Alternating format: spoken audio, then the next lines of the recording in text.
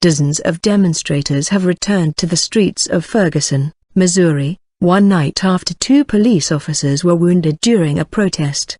Authorities on Thursday continued to search for suspects in the early morning shooting as the two officers were released from hospital.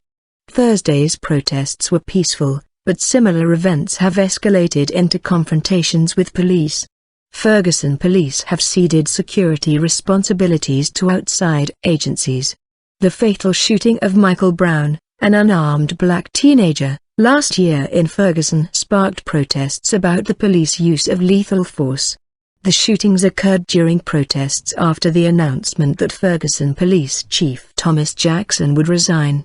One officer was shot in the face and the other was hit in the shoulder as protesters were heading home for the night.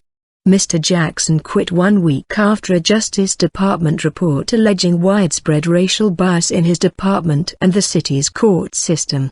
Mr. Jackson was the sixth Ferguson official to be fired or step down. He had initially resisted calls from protesters and some state leaders to resign. Tensions have been high in Ferguson since August and escalated in November after a grand jury declined to prosecute Officer Darren Wilson for Brown's killing. On Thursday, protesters held a candlelight vigil for all victims of violence. They later marched to the police department while beating drums and chanting. The BBC's Franz Strasser and David Botti in Ferguson say police on the scene are keeping their distance from protesters and avoiding a large show of force. There were no rows of police officers in riot gear unlike previous demonstrations. The protests ended without a single arrest about 2300 hours local time, 4 o'clock GMT.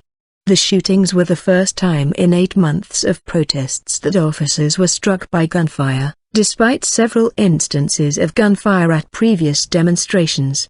"Last night shows that things aren't over," said Sonia Roberts, owner of S&K's PX Market on West Florissant Avenue in Ferguson. "Quiet came to the city. But then a Dodge announcement and the resignations came," said Ms. Roberts told the Reuters news agency.